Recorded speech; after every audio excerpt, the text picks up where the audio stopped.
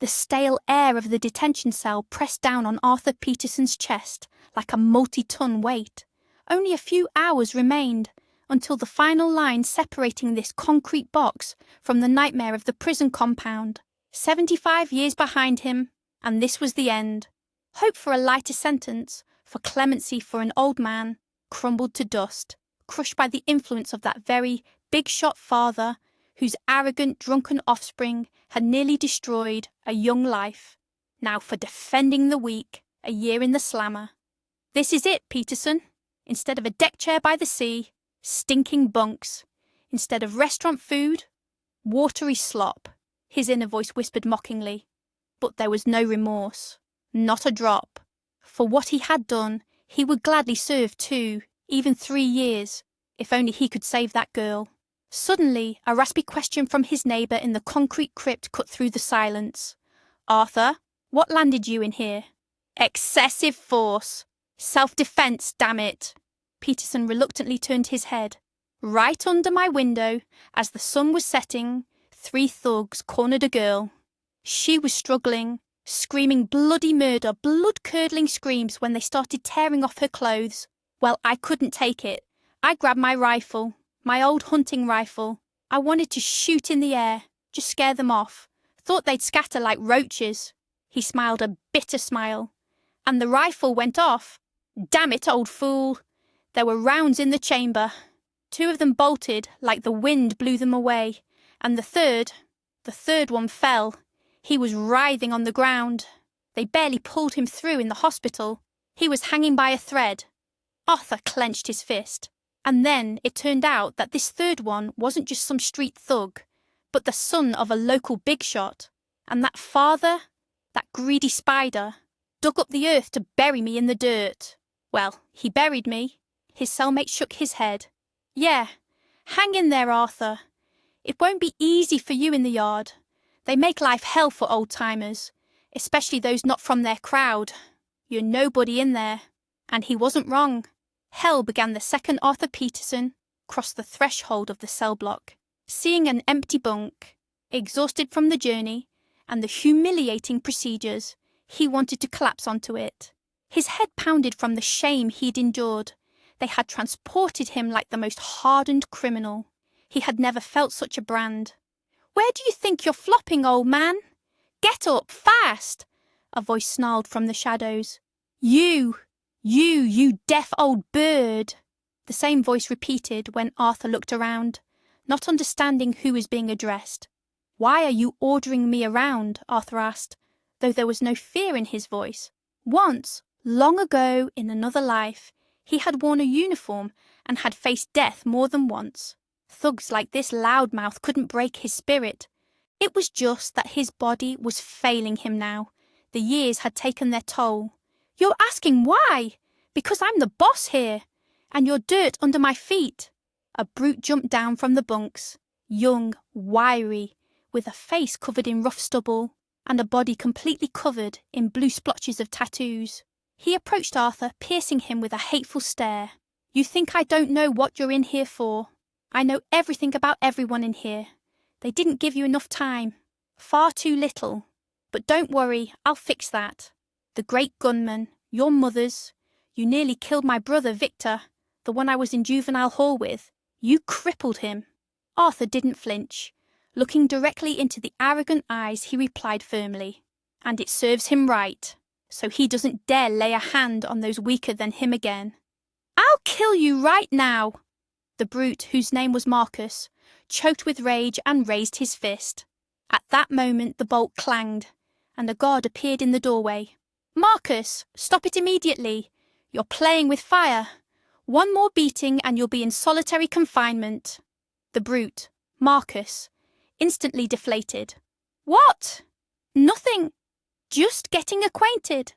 As soon as the iron door slammed shut with a clang, Marcus pounced on Arthur again, his eyes burning with malicious threat. I'll get you back. For my brother Victor.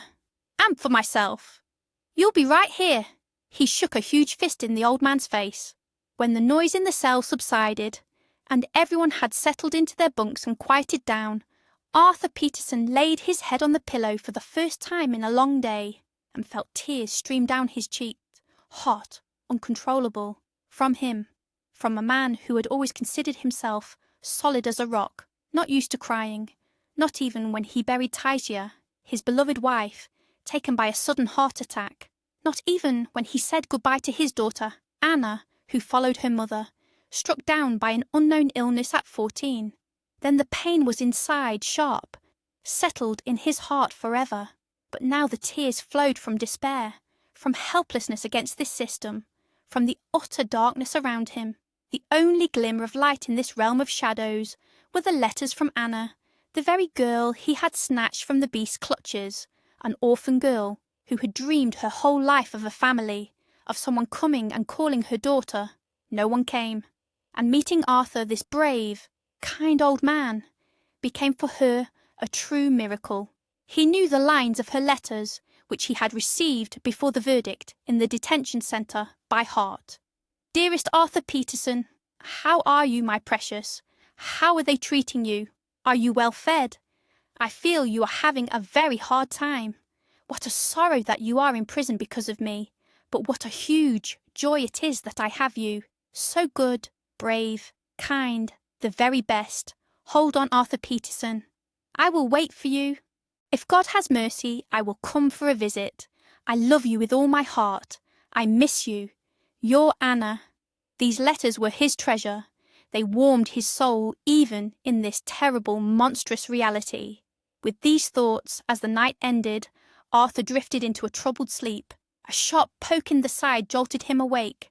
Why are you sleeping like you're in paradise? Get up, I said. Marcus's hateful voice hissed over him. Hey, old man, do you think this is a resort? They'll bring you yogurt and porridge now. A chorus of strained laughter echoed through the cell. The torment continued at breakfast. As Arthur barely brought a spoon of the prison slop to his mouth, Marcus snatched the bowl. What? You got bold? If I like it, I'll eat it. A young body needs a double portion. The cell walls seemed to shake with roars of laughter. Ugh, how disgusting. Marcus grimaced, and in the next second dumped the contents of the bowl onto Arthur's head. The room full of prisoners roared with laughter. The old man sat there, dripping with sticky gruel mixed with tears of helpless rage and injustice. He had defended a person, saved someone from beasts, whether they were poor or sons of millionaires, and the humiliation fell upon him. The worst part was seeing the guard, who was observing the scene, not only not intervene, but pretend nothing was happening, a faint smirk flickering across his face. It was obvious. Marcus had special status here. He wasn't bothered. Such a privileged status was beyond the dreams of ordinary cons. Marcus was serving time for money, a huge sum paid to him by that very magnate, Mr. Harding, so that Marcus would take the blame for his son's role in some dirty business, maybe even a road rage murder. Part of the money, of course, ended up in the pockets of the prison authorities.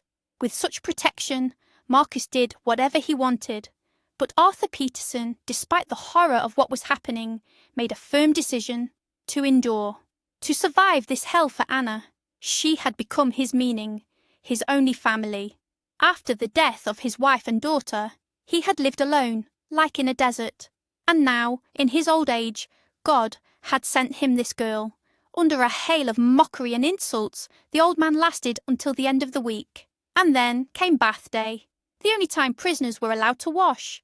As soon as Arthur turned on the water, he felt a powerful shove in the back. His feet betrayed him, slipping on the wet floor, and he fell. "Why do you keep falling, old geezer?" Marcus jeered, standing over him. "Get up! What are you lying around for?" But then Marcus saw that something was wrong with the old man. Arthur's face was grey, his eyes rolled back. Marcus was scared, truly scared, like a complete coward. But not for the old man, for himself. What if they hit him with another term for causing grievous bodily harm? Damn it! Is he dead? Turns out he was weak. Hey, if you're alive, don't you dare report me. Marcus quickly retreated, disappearing into the clouds of steam, just so no one would see him near the lying old man. Arthur Peterson remained lying on the cold, slippery floor. He couldn't move. A sharp pain in the back of his head grew, and the world began to dim. Consciousness was slipping away. He woke up in a room with unnaturally white walls, a white door. A woman's face, beautiful as a vision, was leaning over him. For a moment Arthur thought he had died and gone to heaven, where there was no pain or horror, and next to him was an angel. A pleasant female voice brought him back to earth. "Arthur Peterson, you're awake! Thank goodness! My God, what have they done to you? What savages! This is where they belong, not you." It was the voice of the prison doctor, Dr. Eleanor Hayes. She couldn't contain her indignation. "Doctor, what happened to me?" Arthur asked. He understood. The hospital, the prison hospital, and the nightmare would soon return. Bruising of the soft tissues of the head and arms, extensive hematomas. No fractures, thank God. You were beaten. Why? How can someone raise a hand to an old man? No respect for anything. The doctor continued to rant.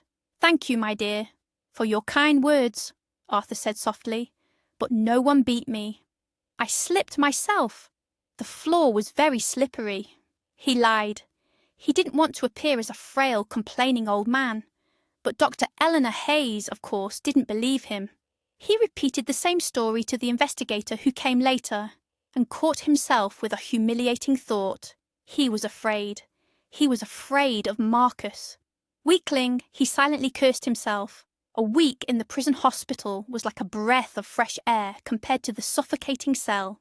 Eleanor Hayes turned out to be a person of rare generosity.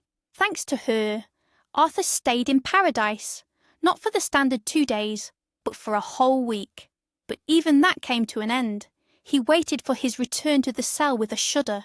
He tried to prepare himself mentally, but knew you couldn't prepare for something like that.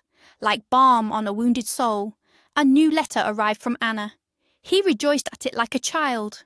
"Dearest Arthur Peterson, I am writing these lines, and tears are rolling down my face from happiness. Finally, they have allowed me to come visit you. Only 10 minutes. But they will be the most longed for and happiest. I will be there in 3 days. Hold on. Take care of yourself. Love. Miss you. Your Anna." His heart ached with the joy that flooded him. After such words, dying didn't seem so frightening. In the evening, the bolt clanged as usual. The guard pushed Arthur into the cell. He waited. He waited for the usual mockery, shoves, insults. But nothing followed. No one paid him any attention. The inmates were huddled together, whispering quietly. Only one, noticing his surprise, leaned down from the upper bunk opposite and said softly, "You got lucky today, old-timer. Tank, Marcus is sick. He got laid out. He's got other things to worry about right now, so you can sleep peacefully." Arthur didn't answer. He silently lay down on his bunk and turned to the wall. A troubled sleep enveloped him. He didn't know how long he had slept when, through his sleep, he heard strange sounds, and a quiet, barely discernible whisper. "Help!" At first he thought it was a dream, but the sounds repeated. The whisper became more insistent. Arthur sat up abruptly. The cell was sleeping. Snoring shook the air, but through it a moan broke through. He followed the sound. A thin strip of light from the corridor, filtering through the crack under the door, barely illuminated the way. And then he understood. The moan was coming from the bunk of his tormentor, Marcus. Marcus lay there, pale as death in a cold sweat, shaking like an aspen leaf. In the first seconds, anger boiled up in Arthur. He wanted to simply turn around and leave, just like Marcus had left the shower, leaving him lying on the floor. But even towards his bitterest enemy, Arthur Peterson, a man of great heart, couldn't bring himself to be so callous. He couldn't do it. After all, you don't abandon even animals. And this was a person. That meant he wasn't put on this earth for nothing. "What's wrong?" Arthur asked, coming closer. Marcus rasped, clutching his chest. "My heart. It hurts so much. Hold on. Stay calm. Maybe it will pass. A spell." But the man was getting worse. He was breathing heavily, his eyes wide with terror. He just whispered, almost soundlessly, "Don't leave. Help me." Arthur didn't know what to do. He wasn't a doctor. My God, why am I standing here? He needs to get to the hospital immediately. I'll call the guard. You need to get to the hospital right now. I'll be right back, he told Marcus, and rushed to the door. He began to pound on it with all his might. His cellmate stirred, grumbling in displeasure. What are you hammering on, old psycho? Idiot! I'll get up right now and kill you. Arthur didn't listen. He kept pounding on the iron door until it finally burst open. A sleepy, disgruntled guard appeared in the opening. What do you want? He hissed, staring at Arthur. This man is sick. His heart, he's going to die any minute. Get him to the hospital, Arthur said anxiously. The guard walked over to Marcus's bunk, looked at the pale face. Scratching the back of his head and yawning, he said indifferently, I'll report it where I need to. But the doctor won't be here before morning. This is prison, not a resort. Shouldn't have ended up here. Arthur was appalled by this inhumanity. But he won't make it until morning. Tell the warden. He knows Marcus. Don't act smart, old man. Giving orders now. The guard snapped, cutting him off, and slammed the door shut. Arthur, having gotten nowhere, returned to Marcus. He was staring at him with wide-open eyes full of terror. He couldn't speak any more, just groaned. Then even the groaning stopped. Arthur took his hand. His pulse was barely perceptible. The cellmates were whispering excitedly, Wow, Tank's dying. What a turn of events. Good riddance. He was too big for his britches. Arthur didn't panic. A picture from the distant past flashed in his mind. His father. A heart attack many years ago, when Arthur was still a teenager. His mother. How she had given him heart massage until the ambulance arrived. And she saved him. But no one saved her from her heart attack. There just wasn't anyone there. Looks like this is a similar case, the thought crossed his mind. Without hesitation, he placed his palm on Marcus's chest and began rhythmic compressions. The inmates fell silent. They watched like a crowd of onlookers, occasionally making sarcastic comments. Look at the old man go! Tank wiped his feet on him, and he's pulling him back from the dead. He's definitely lost his mind. Arthur's efforts were not in vain. The pulse under his fingers became faster. His heart began to beat stronger. Marcus's eyes fluttered open. He moved his lips silently. Apparently he was born under a lucky star. Or Arthur's prayer reached the heavens. Soon the sick Marcus was carried out of the cell on a stretcher. Prison news spreads like wildfire. The next day, the entire yard was buzzing. The old man's actions shocked everyone. From a humiliated geezer, he had become a man whose silent strength and mercy in hell had earned respect. He saved Tank himself, they whispered behind his back. Arthur Peterson wasn't thinking about heroism. What heroism? He just helped someone in trouble. His thoughts were far away. He was homesick. For his village, where he had lived all his life. How he longed to climb onto the warm Russian stove, pull the blanket over his head, and shut himself off from the whole world, from all this horror. But despite everything, that day was special. The day he would meet Anna. His heart sang at the thought. Anna! The cry burst out when a slender, fragile girl with huge grey eyes entered the visiting room, accompanied by a guard. Arthur Peterson, Grandpa! How are you? Oh, God, you've lost so much weight, dear. Are they not bothering you here? She stammered anxiously. No, my dear, everything is fine, he lied, looking at her. How are you? Do you have money? Are you eating enough? Yes, Grandpa, I have everything. Only you are not here. I miss you terribly. Me too, Anna. Very much. There was so much he wanted to say, but 10 minutes flew by like a flash. When the guard announced the end of the visit, Anna's eyes filled with tears. Arthur couldn't hold back either. His cheeks ached from the suppressed emotions. He was so moved that he couldn't calm down even at night. No one dared to mock him or make witty remarks any more. Marcus was in the hospital, and after Arthur's act the others kept their distance. But his soul didn't feel any lighter. The longing for home, for the warmth of his own walls, for Anna, his beloved girl, weighed down with incredible force. 8 months. For hardened cons, a trifle. For him, an eternity. Time dragged unbearably, and there was no hope for a quick miracle. But Arthur was wrong. The miracle happened the very next day. In the morning, a guard entered the cell, and accompanied by 2 escorts, Arthur Peterson was taken to the warden. A grey-haired man in uniform sat at the desk, his deeply set eyes studying the old man. Arthur froze in terror. What now? What else could happen after everything he had been through? His anxiety grew, and then he heard words he couldn't believe. Arthur Peterson, new circumstances have come to light in your case. There has been a review. Your sentence has been reduced to 6 months. You have already served this time, in the detention centre and here. So as of tomorrow, you are free. Arthur was stunned. He couldn't utter a sound. The warden, noticing his shock, repeated, Yes, you're free tomorrow. And here, this is for you. He held out an envelope. The contents of the envelope surprised Arthur no less than the news of his release. Hello, Arthur Peterson. This is Marcus. Paul. If you are reading this letter, it means you have already been informed of your release. Congratulations. People like you should not be here.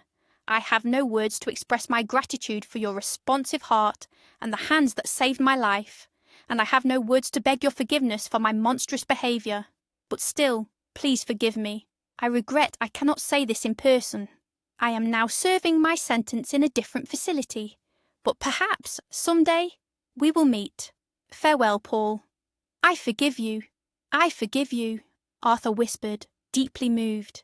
In his long life, he had not forgotten how to believe in people. When the prison gates clanged shut behind Arthur Peterson, he took a deep breath of the summer morning air. He saw the bright sun and the infinitely blue sky. That's it. Everything will be all right now, he thought. And then he heard the click-clack of heels on the asphalt. It was her. Anna. His Anna. She was a little late, but it didn't matter. They hugged each other tighter than ever, and they were never parted again. 5 years passed. Prison had almost faded from memory, remaining only a vague, terrible dream. One Sunday, Arthur Peterson, now 80 years old, was attending service at the local church. Among the church workers, his gaze fell on a familiar face. He had seen him somewhere, but he couldn't remember. The years were taking their toll. The man was staring at him intently. Suddenly, it dawned on Arthur. It's Paul! That Marcus! From prison! We meet again, Arthur Peterson. The man stepped closer. And me. While I was finishing my term, I found God. It was like something clicked in my mind. I saw the world differently. All thanks to you. I will pray for you. Good for you, Paul, that you didn't lose yourself. Keep going, Arthur replied, his face lighting up with a radiant smile. He left the church. His heart felt light and bright. He was loved. He was protected by God. And that meant life goes on. Despite everything,